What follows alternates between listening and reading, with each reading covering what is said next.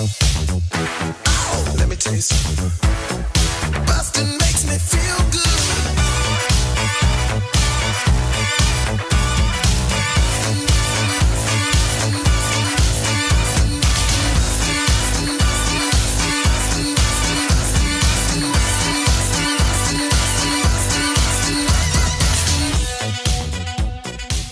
Hi, everybody. Welcome to Blockbusting, the podcast where we love to hate movies. I'm your host, Jay Light. Joining me once again, back for a second time with another horrible movie, it's Alan Jamil. Hey! Oh, what's up? First of all, what's up, everybody? What's up, Jay Light? Thanks for having me again. I'm excited. I'm so excited to have you. You reached out to me, and it's rare that people reach out to me after doing this once because you already have to go through the experience of watching a horrible movie, and it's not an easy thing to do. As somebody who's done almost 300 bad episodes at this point, guess what? Not a lot of repeat guests. But you reached out to me, and you wanted to talk about a movie that I deliberately did not see. It did not look good, and that is last year's new movie in the Saw universe, Spiral, from the Book of Saw, starring Chris Rock. Yes. Yes. Sometimes you hate something so much, you get emotional. And I knew after I saw that movie, I hated it so much. I was like, I gotta reach out to Jay. I gotta talk about this shit. This shit is horrible. I got to reach out to him right away. So I'm so happy to be here talking about this fucking movie. Oh, dude, this movie's so bad. I have seen only a handful of the movies in the Saw franchise. I've seen the first one. Love the first one. First one I think is a great horror movie. I saw Saw 3, which I think was in 3D. No, Saw 3D was Saw number 7. Excuse me. Different Saw. Yeah.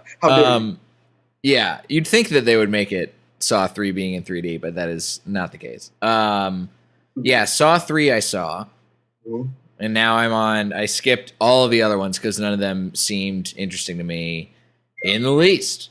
And guess what? Now we're here at Spiral from the Book of Saw, directed by Darren Lynn Bousman, written by Josh Stolberg and Peter Goldfinger, starring Chris Rock, Max Minghella, Marisol Nichols, and Samuel L. Jackson, and following the police efforts to stop a jigsaw copycat killer. Why did you watch this movie? Why?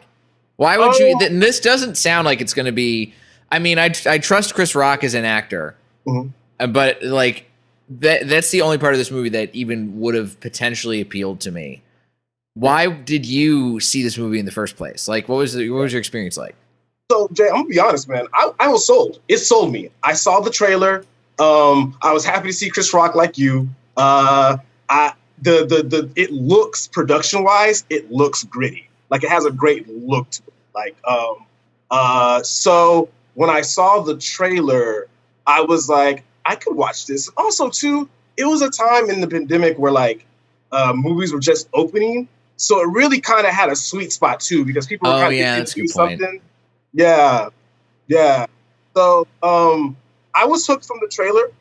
Then I, with the lady I was seeing, I took her out date night to go see it in theaters. I saw in theaters.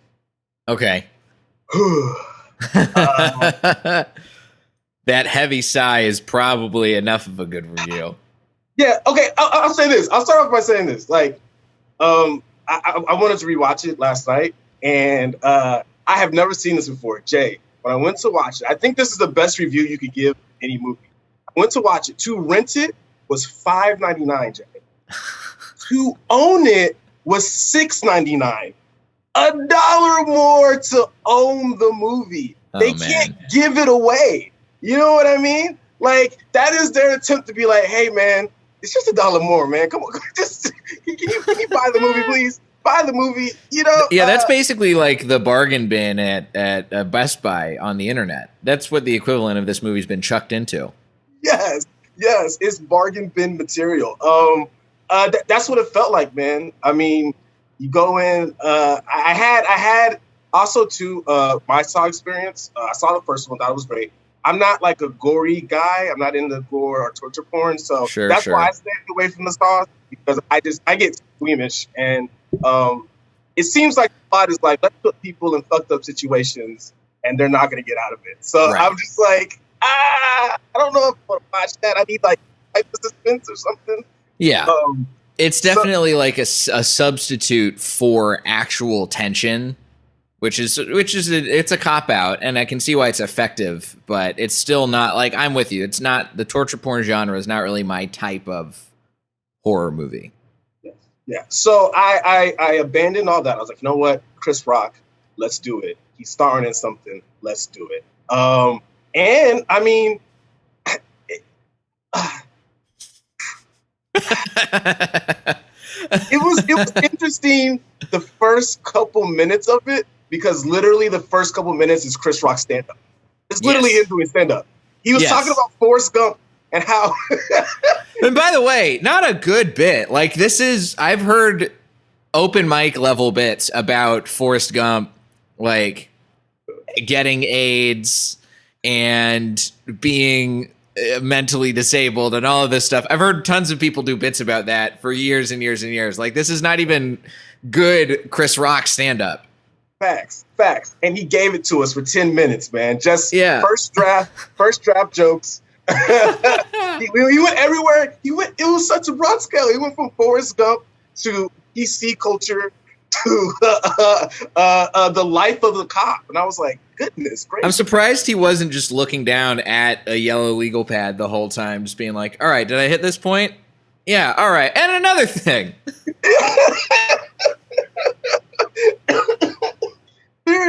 Seriously, man. Oh, God. It was like, that's when I first was like, oh, this is going to be awful. Like, I knew right away, oh, no, we're in for, this is either going to be horribly good, bad, or horrible. Mm-hmm. And it received the next scene. So in the beginning, right, they're on the first Saw case. And, right. I guess Chris Rock is kind of like this badass cop that, like, he doesn't have any partners and friends or whatever. But they decide to shout the whole exposition, like in the scene. It's him and the police chief in the beginning. They literally shout. They're shouting exposition at each other, and I've never really seen that before. Like literally, what was some of the dialogue? Oh yeah, she was like, "I've been here for 12 years. I was here after your dad for 12 years. I was on the force because you were his son, and now you're trying to get special treatment." And he's like, "What are you talking about? You're your own person." And we're in the middle of a heat wave. It's rolling blackouts. Nobody can handle it. Yeah, I was like, what? By the way, there's so much of this movie that I think is extremely bad. And the acting, especially from, unfortunately, this police chief who really is like batting out of her league a little bit. Also, Marisol Nichols, I don't feel bad for you at all. You did not do a good job in this movie, and I don't think you should have been cast in this role. I feel like casting a hot lady as a police chief, I can't buy into that. Like, give me a character actress. Give me a Margot Martindale, right? Give me a fucking, what's the lady from 2.5 Men? The cleaning lady from 2.5 Men? Oh, jeez. Conchata Ferrell. Give me a Conchata Ferrell. All right? Yeah. I do not buy a police chief wearing a low-cut top. I don't buy it. Also, too, like, if you're gonna have a hot woman in that role, you can't, like, they tried to make her too the archetypical police captain that was angry all the time, and like I was like, you have the attitude of an old white man. Like, what? Like, this doesn't. They don't match up. It feels like this draft was originally written for an old white man, and then they were like, diversity. They're gonna get mad at us if we don't cast. All right, let's get a Latina lady from Riverdale. That's believable, I guess. Yeah, all right. And don't change the dialogue. Keep it the same. Don't change any of the dialogue. Keep it all the same. It's great. It's great. No problems. No notes. Yeah. We totally trust the people who wrote Good Luck Chuck and Sorority Row and The Hungover Games to write good dialogue for a horror movie. We totally trust that. Oh yeah, and then we trust them. Thank you. They are leading the genre in innovative dialogue. And oh yeah. There's only one piece of dialogue that I actually liked, and it was anytime Chris Rock was on screen, which I feel like is because they probably let him rewrite his dialogue. Yep. Like the scene when they started out and he's got his new partner, Max Minghella, and they go into the subway and they're having their drive over and their walk down. They're talking about marriage and how it's hard being married to a cop and divorce and all this stuff. I was like, all right, this isn't bad. I'm pleasantly surprised. I'm kind of on board with what's going on here. Okay. I also like to during that scene, he was actually like giving out statistics. I didn't know like cops had the highest rate of domestic violence, man. Oh yeah, man. Yeah, cops beat up their partners all the time. Cops beat the shit out of their wives. Oh shit. Oh yeah. But not Chris Rock, because he's a good cop. We're supposed to like Chris Rock. Right. He's a good apple. Yeah, this is, by the way, the whole premise of this movie.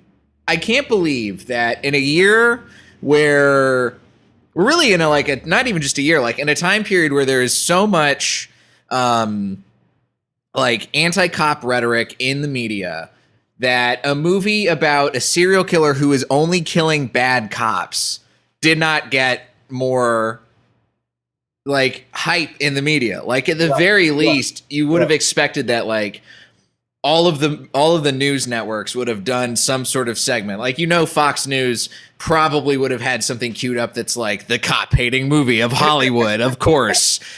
Libs at it again. And then MSNBC would have been like, this is insightful commentary on what everybody in America is feeling. Yeah. And none of that. I feel like nobody talked about this movie. So you know what that is then, Jay? You know what that means? That means that they had a lane. The lane was set up for them. Mm-hmm. The ball was on the tee. All they had to do was hit it. Yeah. And they couldn't hit it, Jay. They couldn't fucking hit the mark. They all couldn't hit it. Hit the mark. And it was so bad they missed it. Because you're absolutely right. It was such a great setup for that movie, because that's how I enjoyed the movie. Was when I thought about it like that, like, oh, he's just killing fucking cops. This is fucking lovely. Mm-hmm. So I was like enjoying it, really. Yeah. So the fact that happened means that I think definitely they dropped the ball on that. Totally dropped the ball. They had every opportunity in this movie. It's Chris Rock, who at the best parts in the movie is being sort of, like I liked him in Fargo a lot. And I think in Fargo, he does a great job where he's being sort of, he doesn't have to act too hard, but he still is acting, and he's being this like fast talking, wheeling and dealing kind of guy. And there are moments in this movie where he is that as a cop, and I think that allows him to shine. But there are parts where he is surrounded by other actors who are basically just phoning it in. Like the whole premise of the movie, right, is that Chris Rock is a cop who has turned in a bad cop. And by the way, the fact that like internal affairs apparently doesn't exist in this police department, how the fuck how does this not come up? All the other cops are treating him like shit because I guess he's crossed the thin blue line and he's a dirty cop now, even though he's a good cop, because all of them are dirty. The entire police department is corrupt in this whole city. Yeah. I can't even believe, like, to totally spoil it, they have it at the very end. They reveal like basically they created this thing. I think it's not called Section 8, but it's like Directive 8 or something like that, or Statute 8. Way too close to the to the low income housing thing. But basically Samuel L. Jackson was like, yeah, we basically said we're going to kill all the poor people in the city. And that's what we decided to do as cops. And that's the whole premise of the movie, is Chris Rock trying to expose this, sort of, but also like kill the Jigsaw killer who is also trying to expose this. And yet every other person is phoning it in at the same level of like not supporting Chris Rock as a police officer. Like they all hate him, and they all, I think, hated being in this movie too. Yeah, right. I agree with you. I think Chris Rock had a lot of freedom because it seems like he was doing a lot of like playing in his environment, especially. This is the. I don't know how the word for it, but there's a scene. Do you remember the scene where Chris Rock has to get to the drug dealer, so he has to infiltrate? Yeah. Where they talk. Yeah, he's talking to his partner in the car, and the partner's like, he's like, "What is this thing?" And the partner's like, "It's a meth house. You like put money in the bucket." And Chris Rock's like, "You've been watching too much of The Wire." But yeah, that's what it is. And then they get out. Yeah. First of all, nothing's done like that anymore. That was like they put like a 80s, 90s style drug interaction on film. But okay, so when he gets to the apartment and he meets the meth dealer, he like what happens? He like shoots him in the leg or something? I forgot. He shoots the guy. No. Sorry. He tackles him into a coffee table. That breaks the guy's leg. Yeah. A compound fracture where his bone's sticking out of his leg. So that scene, Jay, where he's playing in the dude's bone. Yeah, that's right. Yeah, he pours stuff on it. He like hits it with a liquor bottle. Yeah. I was like, is he improvising this? Because the actor has such a degree of like, I'm not sure how much pain to feel. I know. Finger in his fucking bone. I was like, dude, what is going on? What? Dude, it's weird. It's so weird that they like. I feel like they gave Chris Rock a lot of free reign, like you were just saying, and nobody knew how to. None of the actors, besides I think Max Minghella and Samuel L. Jackson, knew how to act against Chris Rock. Like, when you have somebody who's a good actor and can improvise, they can go toe to toe with him, and it's clear like those are the best scenes of the movie. But there are so many people in this movie who have no idea how to handle this. Yes. And it's such a shame because it takes a concept. It helps. I mean, there's a lot of other problems with this movie besides the acting. But like, if the acting was good enough to like elevate the shitty writing, then hey, at least this would have been watchable instead of a fucking mess. Yes, I agree, man. It just after a certain point, I was like, I mentally checked out from the movie, and I was just kind of waiting for it to be over, but it was still like an hour left. And I was like, bruh. Dude. I didn't even get to the twist yet, Jay. I didn't get to the twist yet. And I was like, dude, I'm done with the movie. I don't care. Yeah. How was it in the theater? Like, did people... I've just talked to people recently about like movies in the theater where the person didn't like it, and it was clearly like the theater was sort of feeling a little restless too. Like, did they know it was a bad movie?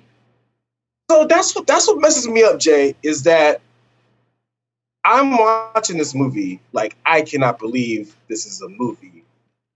I paid for this movie. What am I watching? Who's with me? And I look around, Jay, people are eating it up, dude. Eating it up. Just enjoying themselves. Popcorn nonstop. They're invested, Jay. I was so upset, dude. I was so upset. You know, I'm a critic, but like, it doesn't take a lot to sell me. Right. And so the fact that they got sold, and that's like one of the worst movies I've ever seen. I don't know if we chalk that up to the pandemic or like maybe I was being too critical, but they were into it. That's so weird because I can't imagine. I mean, I feel like horror movies people have a different, more visceral reaction to anyway, right? And I remember reading on Rotten Tomatoes, it got a really horrible Rotten Tomatoes score from the critics. It got like a 75 from the audience score. Like, that's pretty good for a movie where you see a police officer see the killer, and instead of shooting them with the gigantic gun that is on her hip, she tries to run away. Like, how unbelievable.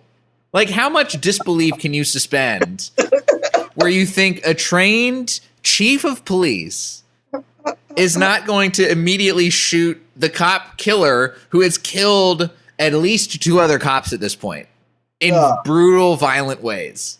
Yeah. Yes. How do you look at that and you have a clear shot and you see them and then you think, no, I'm running out the door. I'm running out the door. That's also a Pulp Fiction reference because we have Sam Jackson in this movie. How? How can you like this? Oh my god! I 100% agree, man. I 100% agree. I was angry. I was angry after a while, man. God. And speaking of Sam Jackson, man, when he got first introduced on screen, it was comedy, dude. Yes. I don't know what it was. They weren't even saying anything, Jay, but this way he was kind of sitting up against the wall. I guess it maybe reminded me a little bit of my dad. Yeah, he was sitting there lounging with his leg up on a bar stool in Chris Rock's apartment. Yes. Yeah. Just chilling, you know, whatever. Oh my God. Yeah, he's just chilling there. Yeah. And he's like, you don't pay rent, so I'm going to come into your apartment whenever I want. It's so weird. But I didn't hate it. Yeah. I thought that was fun. Yeah. Yeah, it was. It was fun. It was. But then you realize you're in a horror movie, you know? It's fun until you realize what this is supposed to be. And then you're like, well, all right. Like, I feel... I'll say this. I think horror movies, clearly as evidenced by, like, the Scream franchise, right? I think there's totally room for comedy in horror movies. I think horror movies work really well when there's comedy in them. I've said this before, I'll say it again. I think comedy and horror are analogs of each other because I think comedy and horror, the way those genres work is because it's all about breaking tension. And comedy break tension with a laugh, horror break tension with a jump scare, usually. And there's a lot of jump scares in this movie, and there's a lot of jokes in this movie. At least in the early part where they actually land and they just go down this horror route. I would kind of be okay with this being like a Scream version of Saw, where you have a bigger comedy through line throughout instead of it being the weird gore torture porn shit that you've seen.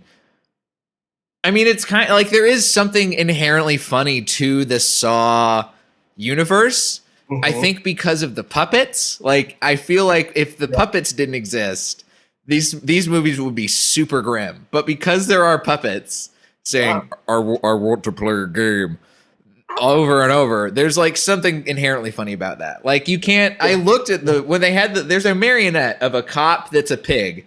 Yeah. And I looked at that and I was like, that's funny. Like, whoever did the art direction for this movie, whoever's in the props department had a blast making that. Yeah. Yes. 100%. And piggybacking off of that, I love the direction you're putting it into because honestly, dude, after a while, the dude's voice got hilarious. Oh, yeah. Like, it got... Because it's not scary the way that the other Saws were. Yeah. They just put on Siri. Yeah. You just sounded like a disgruntled wife after a while. Like, you want to play a game? You want to play a game or no? Do you want to play a game? I murdered your friend in this old abandoned warehouse, and you're going to have to do something about that. We're going to pour boiling hot wax on you. And guess what? Sorry, that's it. That's it. That's it. I think there's so much wrong with this movie. Like, I feel like we still have barely even scratched the surface. Like, I took so many notes. This is something, I don't know if you took away from this, because you did say you liked the look of this movie, but there's something that I noticed, and truthfully, I really only noticed this very recently, in terms of just like in general, in film and television. So remember, like, it might have been like a year ago or 2 years ago, when some people behind Insecure, they had this big like article or Twitter thread or something where they were talking about how it's great to work on Insecure because the people behind the camera understand how to light black actors. Mhm. And I felt while I was watching this, I was like, the person who's in charge of the lighting and cinematography does not totally understand how to light a black actor correctly. Like I was sitting there with my girlfriend, especially like in the church scene and the police precinct. There are so many scenes where Chris Rock, my girlfriend thought looked like he was CGI'd, like they did some Irishman CGI to him. And I was like, no, they just lit him really bad. Like they didn't light him in a way that is flattering to him. Yeah. Yes, dude. Yeah. I mean, that's always been a big issue. And I'm glad it is coming to light thanks to the Insecure incident. But you're right. I vaguely, man. So when I talked about the design of it, I just the coloring of the scenes. Oh, sure, yeah. I also, man, I mean, I liked, like you said, like the production design, the way the artist kind of made like the games and how everything looked. Like I thought it felt realistic and it felt like a world. Yeah. But I'd have to go back and look at the Chris Rock stuff. That's hilarious because they do light black people wrong all the time. They definitely lit him wrong in this. And also, I mean, this is probably not the fault of the production design and costuming department, but the fact that this is a hilarious thing that happens in movies anyway. But the way that they made Chris Rock aged down for the flashbacks was just to put a backwards baseball hat on him. Come on. Classic. Nothing says youth like a backward baseball hat. Oh my God. I don't buy any of the problems that are happening to Chris Rock in this movie, unfortunately. And I don't know if that's like a fault of the characters or if it's a fault. Like, what do you think? I think it's a fault of the story. I think to me that's the biggest thing that like it. But like you said, if they could have leaned into the fact that they had like such a dynamic improv comedy actor like Chris Rock and kind of played to his strengths a little more, I think they really could have found the harmony, like you said, between comedy and horror. That would have been actually really dope to watch. Yeah. But because they were trying to push this like archaic kind of story, it everything felt short, from the characters to an emotional connection to the characters, to even believing are wanting the character to win. Like, I just had no interest at all for anybody. I didn't. Yeah, me either. I don't care about the fate of any of these characters. No, I didn't. I think everything moves so fast that you don't spend enough time with anybody that even like there's big emotional moments that are supposed to be a big hit, right? Like there's the scene when you see Chris Rock's partner, Max Minghella, and he has this tattoo that's flashbacked as his son's name. And then you see that somebody has been skinned alive in a butcher shop and the skin had the tattoo on it. And so you're like, oh, this must be his partner. He got skinned by the Jigsaw Killer copycat. Oh no. But I don't care about this. I don't buy that. Like, I don't think anyone cares about it. Even when Chris Rock is supposed to be like broken up about his friend Boz dying at the very beginning of the movie, I don't buy that he's upset. No, absolutely not, brother. Absolutely not. Agreed.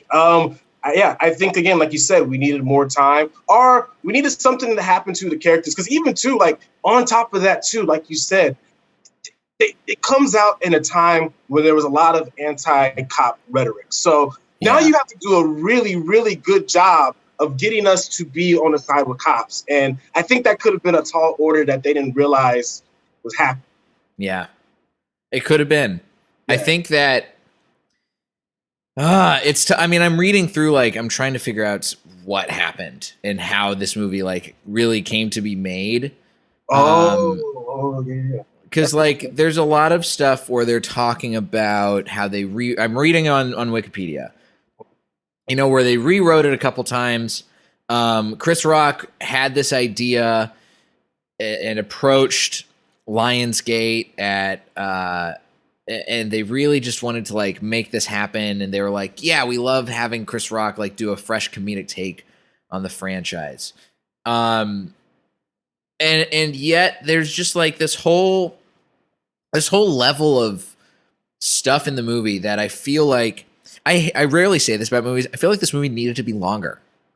I feel like it could have done with another half hour that would have explained some more about the other side characters. Because now I think this is probably the best time to talk about the twist, right? Which is that, so Chris Rock, as we've talked about, has been this character, this cop who's like out to get bad cops, sort of. Like he had one incident, now the entire police department hates him. But then, there's two twists. So twist number one is that Chris Rock's character is trapped in this warehouse, trapped there by the killer. He goes, and turns out the killer is his partner, who was the son of somebody who his old corrupt partner murdered. Yes. And that's twist number one. And when that happens, it's revealed in a way where it's even so poorly revealed, the twist, that like you see who it is before the big music sting moment happens. Like, how do you fuck the shot up like that? Like, how do you fuck the edit up where you see who it is before you have the moment where you're supposed to be like, oh my God, it's Max Minghella. Oh my God, it's him. How do you fuck that up? I think sometimes when it comes to things like that, I think people, it seems like they try something new, right? Mm-hmm. Like this kind of like, it's right in front of you and you might notice it or you might not, but we're going to play it like this type thing. Does that make sense? I guess. Almost it's almost like the reveal is in front of you, but they want to make you feel dumb about it because it was right there already. You know what I'm saying? Like they're trying to be smarter than they are, kind of. And so it didn't work because, kind of already put the pieces together by then. And it was more of a confirmation reveal than like a surprising reveal. Yeah. But then we have the real the sort of, I guess, that reveal at the very end too, where the separate twist is that Samuel L. Jackson, who's the former police chief and Chris Rock's dad in this movie, is revealed to have been orchestrating the corruption in the police department the whole time. And they reveal this. And so they have this moment. It's like it's the final game of the movie, right? Chris Rock is allowed to save his dad. But oh no, he shoots his dad, saves his dad, or he shoots the target to free his dad from this weird marionette thing that he's in. It's really weird. Like he's bleeding out, and then he saves him and unhooks him from the blood things. But then the cops show up and saw through this door, and then he starts rising up. I'm doing some physical comedy for people watching this on YouTube, and he rises up like a marionette. And then it cuts back to the marionette on camera, and you're like, oh my God, he's the cop who's going to get murdered. Oh no. And it's weird. That is it. That's it. That's where the movie ends. Kind of it's all kind of like you finished it, and there's that moment of like, oh really? Like that's it. It's just okay. That's it. Cut to credits. Yeah, Cut to credits as Chris Rock is screaming because the cops are shooting his dad, who's floating in the air. I love how they have no sense of awareness. He's clearly a marionette pointing a gun at them, and they're just like, ah! Yeah, it's not even. I wrote this down. It is such a direct rip of Fargo season 1, where they have this sequence where it's basically the same premise, where they have somebody tied up. It's Glenn Howerton on this first season of Fargo, and he's tied up, strapped to a piece of exercise equipment. I think it's a dip machine, but he has guns in his hands that are duct taped to his hands, and so the cops can't see him physically. They just see the silhouette of this guy holding guns. And so they shoot him through this door and window. So at least in that, okay, there's some plausible deniability. You can't see, but you think he's still got guns. In this, it's clear that he's strung up as a marionette and a gun pops out of nowhere like Inspector Gadget. And they're like, he totally is in control of this. Let's get him. Yeah, but that also is that is realistically what it's like to be black against the police. You could literally be in a marionette, no control, can't, and they're just gonna shoot you because you just freak them out because of your skin color. Yeah, that's really the heart of this movie. Is no matter how many cops get murdered, black people are still going to get murdered by the cops in the end, and that's the moral of the story. The book of Saw. No matter how many times you look like you're part of the Bye Bye Bye music video, you're still gonna get shot by the cops if you're black. And that's what this movie is all about. Yeah. Bye, bye, bye. That's and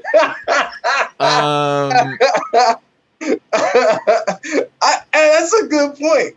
They went all the way around full circle to somehow a black person dying by the police. Like, there's no need for it.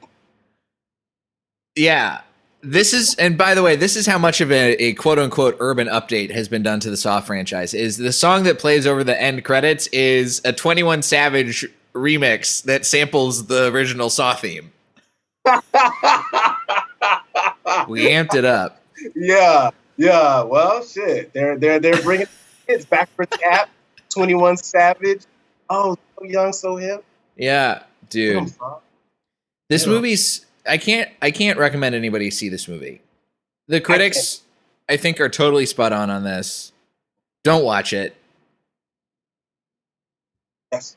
Period. Don't watch. Don't do it. Don't. But like, they're still doing another Saw movie after this because, of course, money. They're also apparently doing a television series based on Spiral. So we'll see how that goes. Because I have a feeling that's not going to get made. But what do you think instead of this that people should watch? We've already talked about Saw. Great movie. Yes. But maybe like, I don't know, something else. Something switch it up. Maybe we don't want to watch horror at all. What should people watch instead? Even instead of, okay. I actually really would like to recommend The Harder They Fall. Okay. It is a Western. But it's like a steampunk Western story, and it's got phenomenal acting. There's music. It looks gorgeous. Shots are beautiful. Okay. Just rich characters. I would strongly recommend that. Okay. I've heard great things. I know it's up. I think it just won a couple of awards. Okay. No, not the Humphrey Bogart Harder They Fall. I want to watch the Jonathan Majors and Idris Elba Harder They Fall. Yeah, they have. Have they gotten awards? Maybe they got nominated for stuff. It seems like it's doing great on Netflix. It's getting positive reviews. Revisionist Western. Yeah, I'll have to check that out. That's the word I was looking for. Revisionist, yeah. Because as soon as you said steampunk, I got flashbacks to Wild Wild West, and I was like, "Did we need to have? A talk, Alan, about One Wild Wild West? That was a great movie. I don't care what anybody said. That was a great movie. That's a great movie. You need to lighten up if you don't like Wild Wild West. Wild Wild West is underrated. Wild Wild West, people need to look at it for what it is. Yeah. But it's hard to say that when we're talking about Spiral, which is a movie that like you can't even look at at face value because it's poorly made. Like. The thing that I thought about the most, especially at the end of this movie, is did you ever see that movie, The Snowman? No. Okay. The Snowman is a movie that I would recommend people, if you want to watch a movie that's so bad in like a chaotically bad way, and you want to watch it for how fascinatingly bad it is, The Snowman is a movie you should watch. And that's the only reason you should watch it. I watched it during COVID. I had a movie night with my friends. We all couldn't decide on a movie, so we picked movies out of a hat, and I chose The Snowman as a joke, but we had it, and it got picked. Yeah. It's so bad. It's sort of a detective movie. The hero's name is Harry Hole. Yes. And yes. The movie was they went over budget, and they ran out of money to finish making the movie correctly. So there is a lot of stuff that just like they didn't shoot, I think, like a third of the script. So there's scenes that go into the next scene that don't make any sense There's no exposition. There's nothing to explain why we're supposed to feel the way we do about these characters or how people got to this point. And I thought about that while I was watching Saw. I was like, this is some Snowman shit that's happening in Spiral. Like, I don't know if they just didn't finish shooting the movie or if it was this poorly written or this poorly edited that, like, it feels like we're just jumping from stuff to stuff to stuff without really any context for these scenes. Yeah. And I think that has a lot to do with, like we said, the playground that Chris Rock got to play with. Mm-hmm. I think he altered the dynamics of the movie because his performance was so strong and his dialogue was so, like, different than everybody else's. Mm-hmm. It just didn't. It was like two things that just didn't go. Yeah, man, I would have loved if Chris Rock had actually gotten to end this movie with something other than just screaming. Chris, I was so hoping there was going to be a post-credit sequence. It just makes me laugh, Jay, and I feel so bad because I know he wants to be like a legitimate screamer, but he just sounds like he's doing stand-up to me. Yeah. Every time he screams, I'm just like, oh no. I'm sorry, Chris. Sorry, Chris. Yeah, hey, man. I can't apologize for Chris Rock for this movie. I think he did a good job. He did as good of a job as he could given the circumstances. But, like, when your direction is, all right, scream, and that's what you give us, come on. Come on, man. Alan, I can't believe you made me watch this movie, and I'm going to reserve judgment and not be mad at you because at least this was a good time. This is a good bad movie. Good job. Okay. Good pick. Okay, thank you, man. Thank you. Yeah, it was honestly the only other movie that I hated as much as this was the Mortal Kombat. So it was one of those, dude. Mortal Kombat was so bad. Dude, they didn't have Mortal Kombat in Mortal Kombat. I was so done. I couldn't believe it. I don't know why everybody loved Mortal Kombat. Everybody was like, it was good. It was better than I thought it was going to be. That doesn't mean it's good. Yeah. I'm sorry. Respectfully, if you like Mortal Kombat, I'm not saying whatever. If you happen to fall down and bruise your knee, that would be kind of cool. I'm going to say disrespectfully, you probably liked Mortal Kombat if you had a concussion in the past year. Get out of here. If you have CTE, Mortal Kombat is a great movie. If you have brain fog from COVID, you probably thought Mortal Kombat was a good movie. If you like vaccinations, you're gonna love Mortal Kombat. Oh man. Well, Alan, there's I'm sure there's probably a couple of people out there who liked Spiral, and if they want to argue with you, where can they find you on the internet to argue with you? Yo Mama's house. Cause argue with Yo Mama. Seriously, check me out. Chill_Jamil on IG. I'm also Chill Jamil's World on Twitter. I think that's really it. Nice. I got right now. Good stuff. You can find me at Diet J on Twitter and Instagram, jlightcomedy.com for show dates. I got a lot of stuff coming up this month in January, so keep your eyes peeled, Los Angeles. If you like the show, please consider subscribing to Patreon. We got a bonus episodes coming out. I'm gonna work really hard at putting them out weekly, guys. All right. I'm gonna try my fucking hardest, and I'm gonna do my best. New Year's resolution a week after the New Year has started. We're making it happen. And Alan's shaking his head, but I need you to believe me that this is going to happen. All right. I'm going to do it. That's like every other New Year's resolution, right? This is the one. I will find the time. This is the only one I'm making. I'm going to achieve it. Also, you get access to my full film library and TV library, which you know what? I'm going to post it on Patreon so that way you see what you're getting.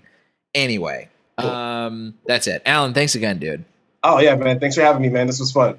This has been Blockbusting. You're welcome. Go see something good for a change. Hey, we did it.